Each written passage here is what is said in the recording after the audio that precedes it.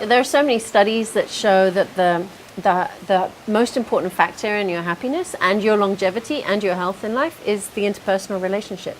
And so, based on that, that means our relationship is so fundamental to our happiness. And with tantric tools, we can look at actually creating a relationship, choosing and creating the highest potential that we can in a relationship. And that's really exciting. All the work I did in Tantra before was preparing me to call in the partner with whom I would do a level of even deeper work. Because seeing the same person every day and actually getting to expand love to say, can it hold all of us? Can it hold our shadows and our fears? Can it hold the part of me that wants to hold on and yet knows I need to let go for freedom and power and love to coexist here in relationship?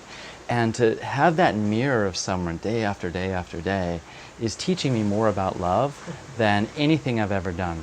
Welcome back to Thailand. Welcome back to the island of Koh Phangan. I'm here with Eugene and Shashi.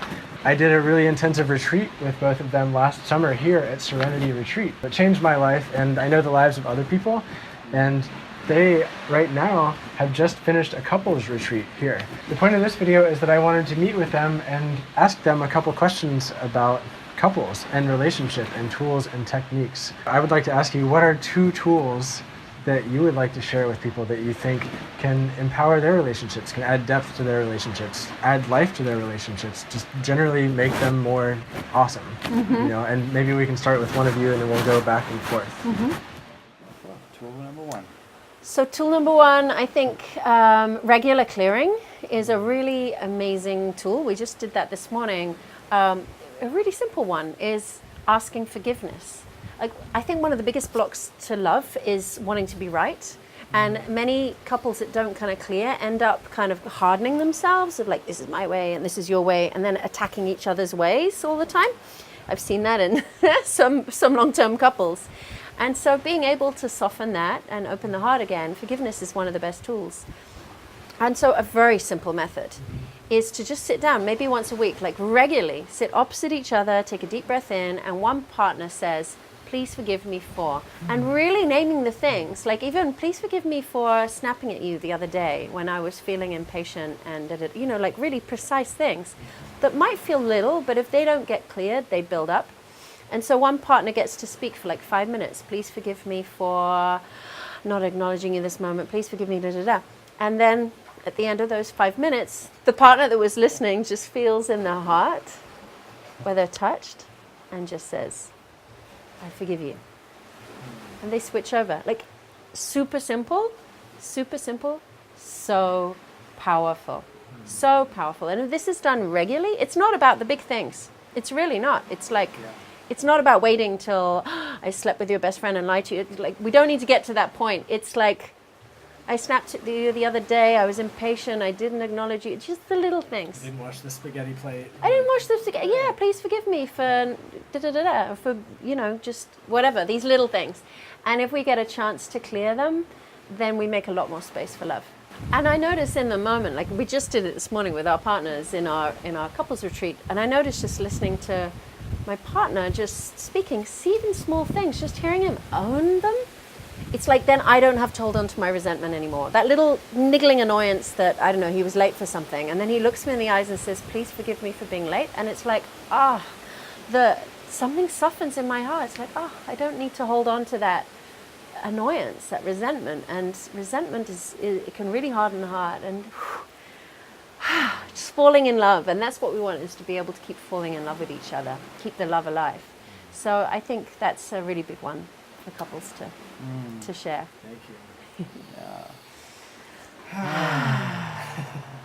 Just one thing that we did this past summer that you introduced me to was, after anybody shared, taking a deep breath to digest that. And I actually rushed in a little bit talking there, but I've enjoyed taking that with me into different workshops and different spaces, and I found that just makes things better.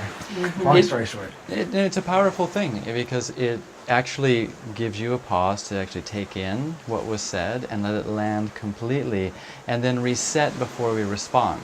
Because we miss a lot in the rush to respond to things or the rush to jump in. I actually started using that as a tool for, because I realized I had an edge in receiving positive feedback.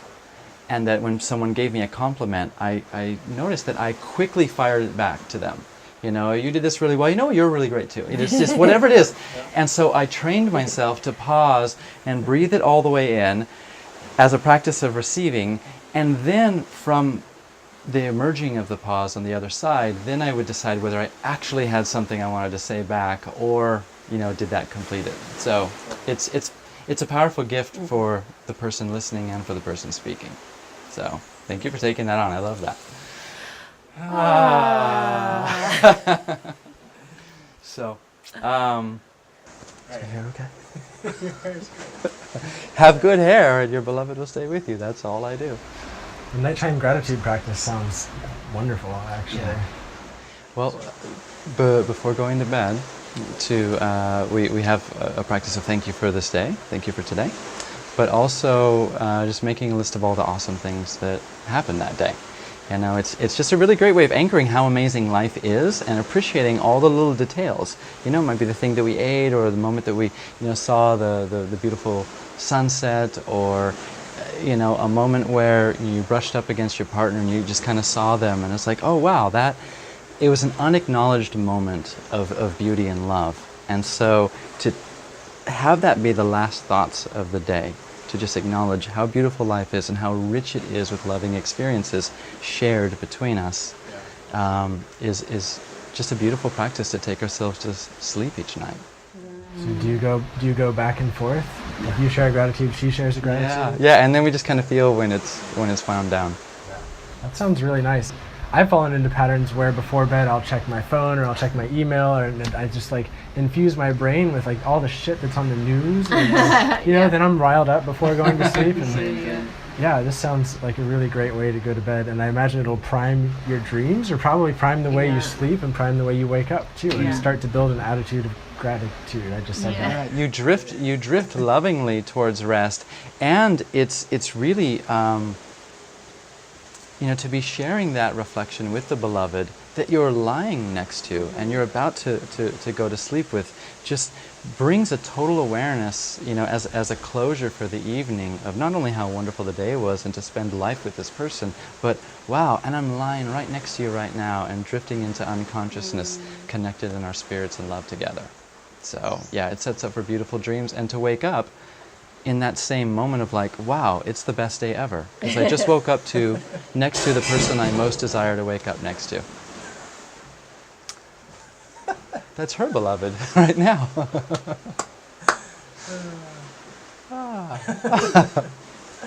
Are we live? Yeah. Got that. You're so gorgeous, darling. Oh look, yeah. Trying to... You want to say that last one? If you want. I don't remember where it dropped off. It's okay. I think it's funny. People got it. Yeah. Thank you for that. I love that practice. Yeah. And take a breath for that.